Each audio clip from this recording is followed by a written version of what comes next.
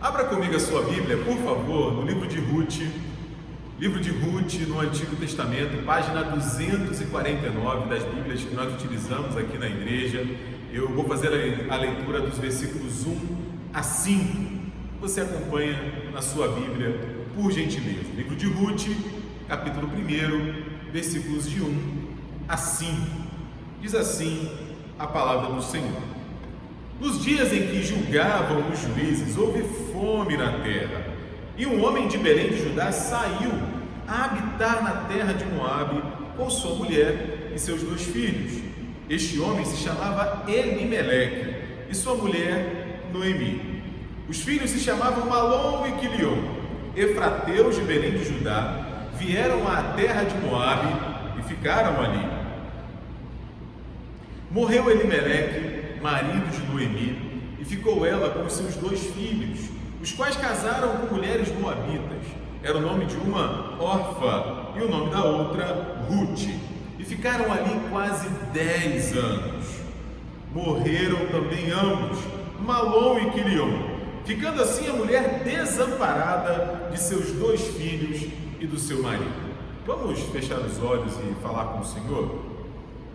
Pai Santo, a Tua palavra foi lida, diante de nós ela está, e a nossa esperança, nossa expectativa é que fales ao nosso coração, Senhor, que ilumines a nossa mente para que possamos entender, possamos compreender a Tua vontade expressa na Tua palavra para cada um de nós.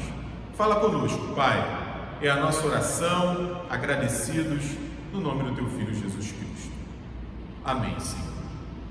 Todos nós gostamos de uma boa história, né? Passando pelos filmes, passando pelos livros, passando até pelos stories do Instagram e o mais moderno TikTok. E aí a gente gosta de contar as nossas histórias e também acompanhar as histórias das outras pessoas, né? Não apenas histórias nos chamam a atenção, mas também heróis. Nós somos fascinados pelos heróis. Estão aí os Avengers, os Vingadores, que não deixam que eu minta, que o sucesso estrondoso que eles fizeram no cinema, essa junção de boas histórias com grandes heróis cativam o nosso coração. A Bíblia é um livro cheio de histórias, né? De Gênesis a Apocalipse a gente vê histórias bonitas, histórias grandes, histórias que nos envolvem, narrativas que tocam o nosso coração de forma profunda, e histórias mais curtinhas, né? Histórias tristes que nos machucam, que fazem arder até mesmo a nossa alma. A Bíblia é um livro de histórias, ela só não é um livro de heróis.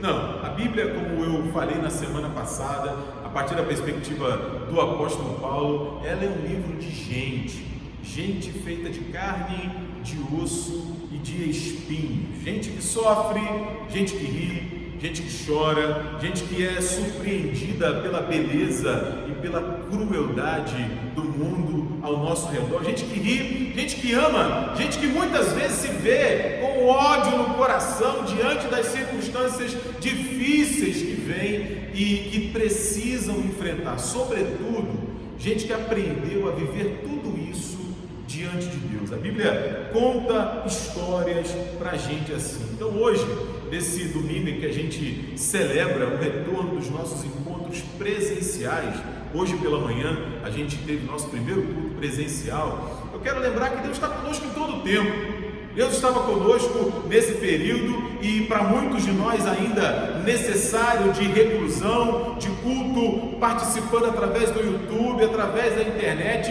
e Deus certamente estará conosco nesse novo momento da nossa igreja, da nossa comunidade, porque Ele sempre caminha com o seu povo. Eu quero fazer isso através da história dessas 2 mulheres viúvas e desse fazendeiro, que são os protagonistas dessa história espetacular, que é a história de Ruth, Noemi e de Boaz. Os personagens principais sobre quem eu quero fazer um brevíssimo resumo, e aí não apenas através desses 5 versículos que nós lemos aqui, mas através dos 4 capítulos de Ruth, eu quero refletir com vocês rapidamente um pouco sobre como a nossa história se mistura com a história de Deus e de como Deus nos abençoa através da nossa caminhada. Primeiro, eu já falei, já adiantei aqui para você.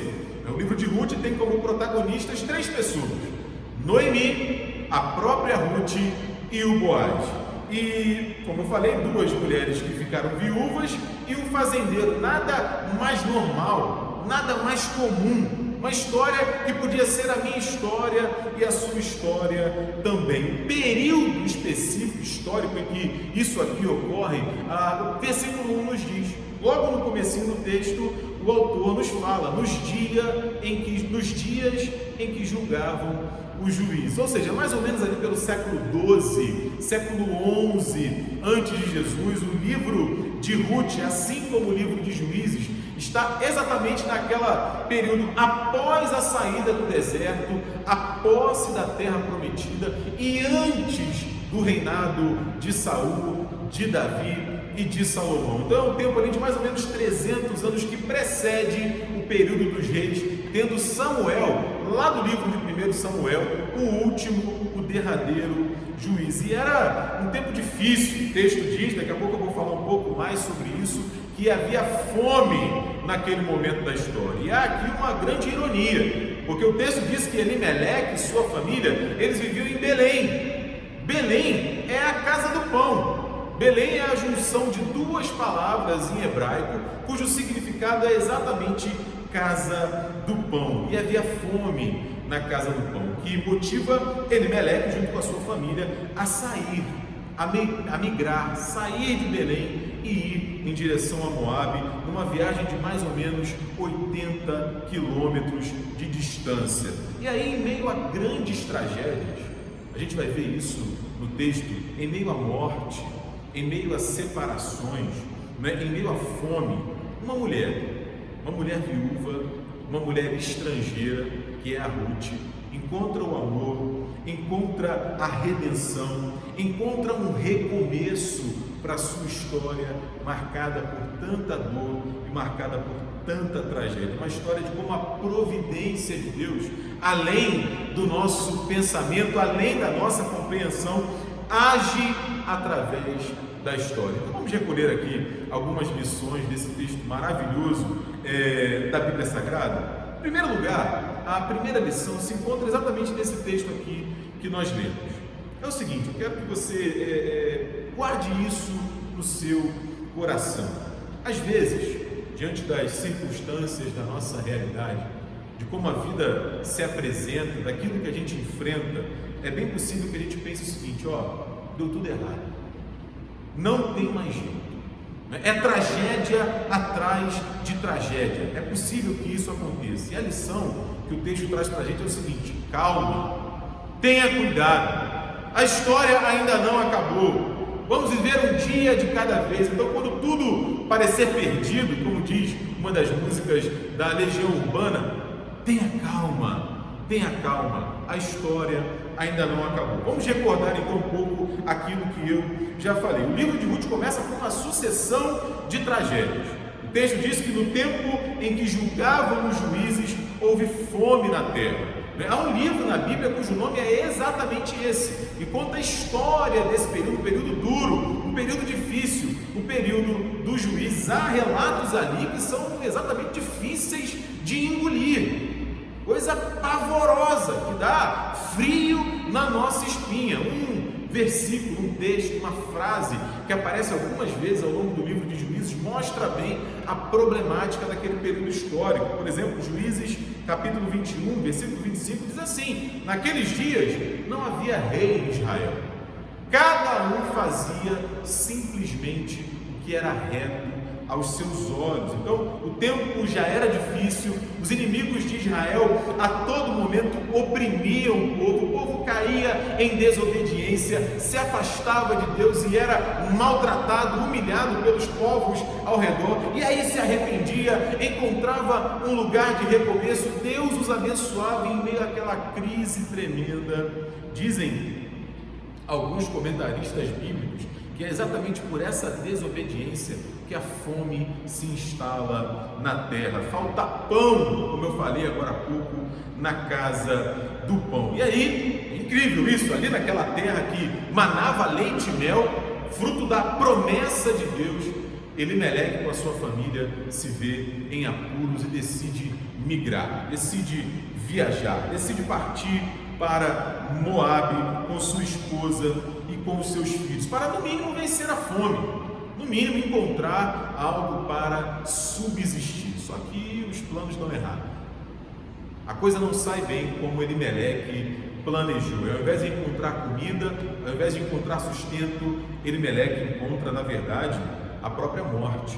Diz o texto que nós lemos aí no início do livro de Ruth. Noemi se vê viúva e seus 2 filhos agora estão órfãos de pai. O tempo passa, Malom e Quilion se casam, né? Surge aí uma esperança, mas que dura pouco tempo. Na verdade, o próprio Malom e o próprio Quilion também morrem. Agora a viúva, né, também se vê com os filhos enterrados. Eu estava lendo sobre isso, é uma coisa pavorosa a gente ter que enterrar um filho. Pensa que quando a gente fica órfão, né, tá aí uma palavra para quem perde os seus pais. Quando a gente perde o marido, quando a gente perde a esposa, nós ficamos viúvos. Mas e quando a gente perde um filho?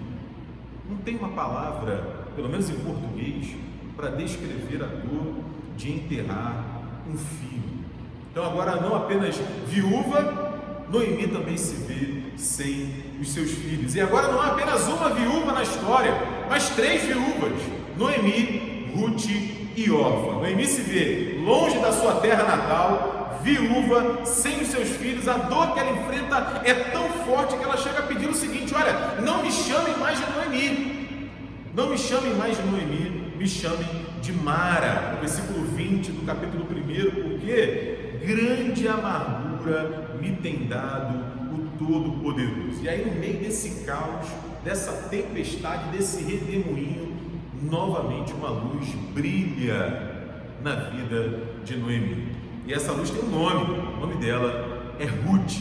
A Noemi, viúva, sem os seus filhos, libera as suas noras para voltarem para a sua família e recomeçarem a sua vida, casarem-se de novo. Orfa aceita com alguma tristeza, vai embora, mas Ruth não. Ruth decide acompanhar Noemi aonde ela for. E aí os versículos 16 e 17 desse primeiro capítulo de Ruth trazem assim uma confissão de amizade, de amor, de carinho, que inclusive nos nossos tempos são repetidas com outras palavras, sim, nos votos de casamento que os maridos ou os noivos e as noivas repetem em cada uma das cerimônias, não é? Ruth diz assim: olha, não me obrigue a te deixar, eu quero te seguir, porque aonde que você for, eu vou, aonde você ir, eu vou também, onde quer que pousares, ali pousarei eu. O teu povo é o meu povo, o teu Deus é o meu Deus. Aonde quer que você morrer, eu vou morrer também.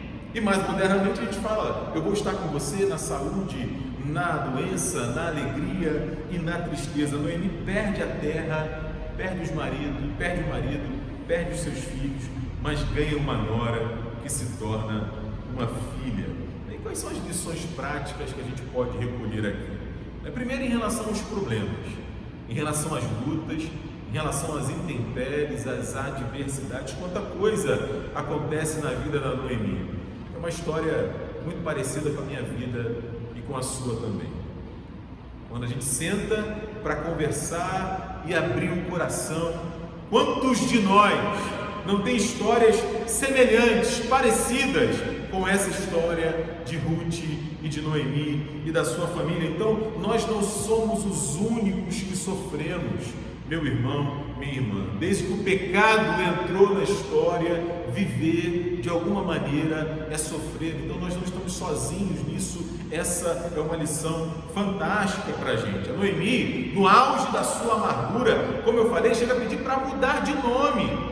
E ela aponta como o culpado do seu sofrimento o próprio Deus. Ela diz: o Senhor me tem afligido. Mais uma vez, quantos de nós, talvez nesse exato momento, diante da crise que estamos vivendo, não esteja dizendo: Deus, por que eu? Por que comigo? Por que agora? Por que dessa maneira? A Noemi viveu o que possivelmente eu e você, em alguns momentos ou neste momento da nossa história, nós estamos vivendo também. E a vida, quando ela parece uma tragédia, quando parece que nada dá certo, a gente precisa ter calma, porque a história não acabou. Nós estamos vivos, e se estamos vivos, meu irmão, embora pareça um grande clichê, é verdade. Há esperança, Deus está agindo, Deus está trabalhando, então precisamos ter calma, né? Então, se está tudo bem, precisamos louvar a Deus, bendizer ao Senhor, agradecer a Ele se as coisas estão caminhando exatamente como nós planejamos. Se o contrário se estabelece, as coisas não vão bem, precisamos ter calma e viver, como diz o próprio Senhor Jesus, um dia de cada vez. Um dia de cada vez. Então, diante de eventuais tragédias na nossa vida, precisamos ter calma. Essa é uma primeira lição. E a segunda lição nos ajuda exatamente a lidar com essa primeira realidade. Eu quero que você vá comigo até o capítulo 2, o versículo 3. Diante da nossa história, tantas vezes incompreensível, a gente precisa prestar atenção nas casualidades da vida. Nas casualidades da vida. Olha aí o versículo 3, ele diz assim, ela se foi, chegou ao campo e apanhava após os segadores. Está falando de Ruth, não é? Por casualidade, entrou na parte que pertencia a Boaz, o qual era da família de Elimeleque. O capítulo 2 então começa com a Noemi e a Ruth voltando para Belém, voltando para a terra natal da Noemi. E as coisas, claro, não eram fáceis, não é? Elas sozinhas, viúvas, precisam conseguir o seu sustento. E acordam entre si que Ruth vai sair para catar espigas de milho em algum campo, para ver se, quem sabe, consegue um pagamento por aquele dia de trabalho. E aí surge uma figura, logo aí no primeiro versículo do capítulo 2, o Boaz, que por casualidade, né, a gente pode dizer, por casualidade, ele era parente do Elimeleque, parente da Noemi, né? E por casualidade também, ele era dono daquele campo, daquele terreno em que a Ruth vai catar espigas. Gente, é impressionante as casualidades aqui nesse texto, né? Porque repara comigo, primeiro, de todos os campos que existiam em Belém, a Ruth vai parar exatamente no campo cujo dono era Boaz, que por um acaso Boaz é parente de Noemi, parente de Elimeleque. Por um acaso, de todas as horas, de todos os momentos, de todos os dias que Boaz poderia passar por aquele seu campo, ele passa exatamente no dia, exatamente na hora em que Ruth estava ali trabalhando. A gente sabe que havia um costume em Israel, naquela época, naquele momento da história, que a mulher que ficasse viúva, ela deveria ser desposada, deveria se casar com o parente mais próximo do seu marido. A gente vai ver na história e no contexto de Ruth que Boaz não era o parente mais próximo de Ruth, mas pela desistência do seu tio, ele se torna esse resgatador, esse redentor de Ruth e se casa com ela. É uma história que a gente pode contar com mais detalhes em outro momento. O nosso foco aqui agora é outro. Eu quero pensar um pouco com você e recolher algumas lições aqui sobre essa tal casualidade que o autor bíblico se refere. Será mesmo que é uma casualidade? Será que a vida da gente, como perguntou uma menina para o pastor Ed Renekiewicz, que uma pergunta que suscitou um livro dele sobre o Eclesiastes, o livro bíblico do Eclesiastes, será que a vida é de fato uma sucessão de fatos sem sentido? Será que tudo é casualidade? Será que todos nós estamos assim, abandonados à mercê do universo? Será que Ruth foi mesmo até aquele campo por casualidade e Boaz também por casualidade foi até aquele lugar? A realidade bíblica, meu irmão, minha irmã, não apenas no livro de Ruth, mas em todo o contexto das Escrituras Sagradas, é um sonoro não para todas essas perguntas. Não é? Será que foi por um acaso que Deus encontrou Abraão, ou Abrão ainda, e o chamou para andar com ele? Será que foi por um acaso que José foi lembrado pelo servo de Faraó para que entendesse e desse a tradução do sono que o Faraó teve? Será que foi por um acaso que Moisés, caminhando ali pela montanha, viu a sarça que ardia e não se queimava? Será que é por um acaso que Deus encontra Zaqueu, Mateus, Natanael, a mulher adúltera? Será que é por um acaso que Paulo se depara com Cristo no caminho de Damasco? Tudo isso é um grande acaso na vida dessas personagens bíblicas. Agora pensa na sua vida e eu penso na minha vida. Quando a gente olha para trás e como a nossa história se desenvolveu, será que foi tudo fruto do acaso? Tem um acaso na minha vida que é muito interessante. Eu conheci a Bianca no supletivo do segundo grau, antigo segundo grau, agora ensino médio. Ela foi parar no supletivo porque repetiu de ano na escola. Vai ficar com raiva de mim de eu estar falando isso, né? Mas não tem jeito, agora já falei, né? E eu fui parar no supletivo por conta de uma questão familiar, um imbróglio absurdo. Eu fiquei um ano sem estudar, né? Então são coisas ruins. E aí no supletivo, eu e ela nos encontramos, e o resultado desse encontro, muitos de nós, não é, já sabe. Então o encontro de Ruth e de Boaz, ele não foi casual. Não foi casual. A partir daquele interesse inicial, não é, o Boaz favorece a Ruth, e aí com a ajuda, uma boa ajuda da sua sogra, eles se casam, e a história deles tem assim um final extraordinário. Mas por hora aqui, né, fica essa lição para a gente, de que não há casualidades para aqueles que acreditam num Deus que rege o universo. A gente canta aqui na igreja um hino, e eu gosto muito desse hino, o hino de número 316 do nosso cenário, que ele fala assim, ó: os seus intentos cumpre Deus no decorrer dos anos, ele executa o seu querer de acordo com os seus planos. E o registro bíblico mais extraordinário de Deus realizando os seus intentos na história, e muitas vezes inteligíveis e compreensíveis para a gente, é exatamente da encarnação do seu Filho, da vida obediente que Jesus tem, da sua morte na cruz e da sua ressurreição. Por quê? Porque Deus cumpre os seus intentos ao longo da história. Essa é uma lição fantástica para mim e para você também. A gente vai caminhando para o final da nossa reflexão com uma terceira lição. Uma terceira lição que eu tenho lido a Bíblia nestes dias, e isso tem falado profundamente ao meu coração, e a gente encontra isso nesse texto também. Se a gente for lá para o capítulo 4, que é o último capítulo do livro de Ruth, a história termina ali com uma genealogia, que em geral, na Bíblia, não é daqueles textos mais apaixonantes para cada um de nós.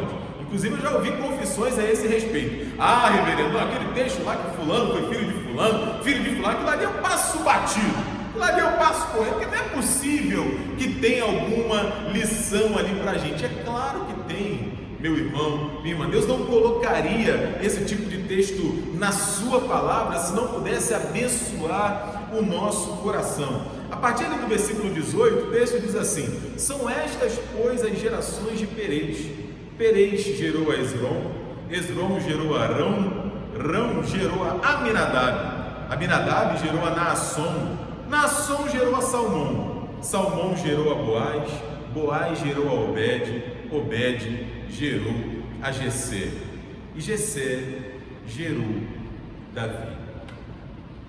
Vou repetir aqui um pouco mais pausadamente, porque pode ser que tenha passado batido. No finalzinho, Obed, filho de Ruth e de Boaz, fruto desse casamento, gerou Jessé. Jessé, neto de Ruth e de Boaz, gerou Davi. Davi se tornou o maior rei de Israel, que eu e você conhecemos muito bem. E não apenas isso, essa família passou a fazer parte da genealogia do Senhor Jesus, o nosso Salvador. Porque a vida, meu irmão, minha irmã, ela se renova. A vida surge diante de nós e com a bênção de Deus nos apresenta realidades que nós sequer imaginávamos. Se a gente voltar lá para o início do livro de Ruth, a gente viu, é um livro que começa com morte, começa com fome, começa com tristeza, com amargura, com separação, mas é um livro que termina com casamento, com festa, com nascimento, com criança no colo. A mulher viúva sem filhos, Noemi, a outra mulher viúva sem filhos, estrangeira, que naquele momento de Israel era algo sensibilíssimo, não é? A Ruth, talvez elas tenham imaginado: a minha vida acabou, não tem mais jeito, não tem mais o que fazer. E aí eu me lembrei do pastor Ricardo Gondim dizendo o seguinte: olha, ninguém chega no sucesso e descansa, ninguém é derrotado e se acaba, porque nenhum sucesso é final e nenhuma derrota é fatal. O futuro ainda nos reserva surpresas. Não se deixe embriagar pelo sucesso, nem se deixe derrotar pelo fracasso, porque Deus é quem está dirigindo o seu viver. É Deus quem dirige o nosso viver. Foi assim na história de Noemi, foi assim na história de Ruth, e é assim na minha história e na sua história também. É muito comum, e o reverendo Emílio Garofalo Neto, comentando esse texto, ele fala de um pensamento que muitas vezes nos invade. Comentando esse texto, ele fala isso aqui: é muito comum nós esquecermos que Deus microgerencia o universo. O que quer dizer isso? Ele não é um Deus distante, que cuida apenas de coisas grandes. Deus cuida de gente simples, buscando espigas nos cantos das plantações, bem como Ele mantém o planeta em órbita. Ele direciona eventos que deslumbram os astrônomos e mantém as partículas atômicas da pele de Boaz no seu devido lugar. Ele cuida de coisas pequenas, como uma simples viúva de coração amargo, assim como vigia aves e flores. O Senhor vai atrás do seu povo, como na parábola da ovelha perdida, Ele busca os seus. No caso de Noemi, literal e fisicamente, Ele a trouxe de volta e colocou o seu coração no eixo. Ele redimiu, Ele transformou a vida da Noemi. E eu quero incomodar você um pouquinho mais em relação a essa questão da genealogia, porque quando a gente vai lá no texto de Mateus, no capítulo 1, no versículo 5, quando Mateus fala para a gente da genealogia de Jesus, surge ali uma nova pérola, porque o texto diz que a mãe de Boaz era ninguém mais, ninguém menos do que Raabe. Aquela mesma Raabe que auxilia os espias que vão até Jericó, lá em Juízes, capítulo 2. Aquela mesma Raabe que era prostituta, que era pagã, adoradora de outros deuses, ela encontrou redenção a partir do momento que foi encontrada pelo Senhor. Deus conduziu a história de Raabe, conduziu a história de Noemi, conduziu a história de Ruth, conduziu a história de Boaz, a despeito de toda a dor e todo o sofrimento que eles enfrentaram na caminhada. E aí, quais são as lições práticas que a gente pode recolher aqui, olhando para a vida de Ruth, vivendo numa terra estrangeira? Jamais ela poderia imaginar que se tornaria parte da história da salvação, não apenas de Israel, mas do mundo inteiro.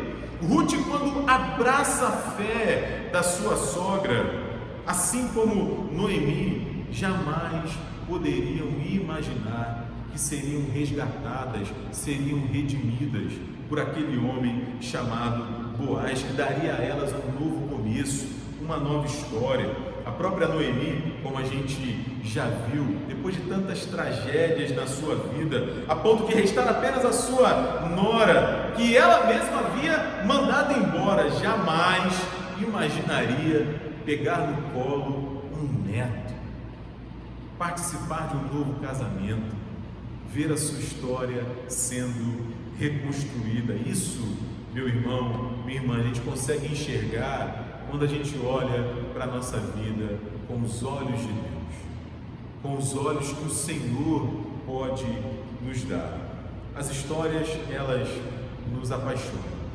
Elas nos apaixonam. Os heróis chamam a nossa atenção. As histórias bíblicas, então, cativam o nosso coração. E essa história, não é, de duas viúvas e um fazendeiro tem tanta lição para mim e para você, sobretudo no tempo de crise, no tempo da tristeza, no tempo da tempestade. É extraordinário ver como as nossas histórias se conectam e como Deus está envolvido em todas as nossas histórias. E aí a gente se lembra que quando a gente olha para a vida e eventualmente vê que só há tragédia, que nada dá certo, que as coisas estão difíceis, nós precisamos ter calma,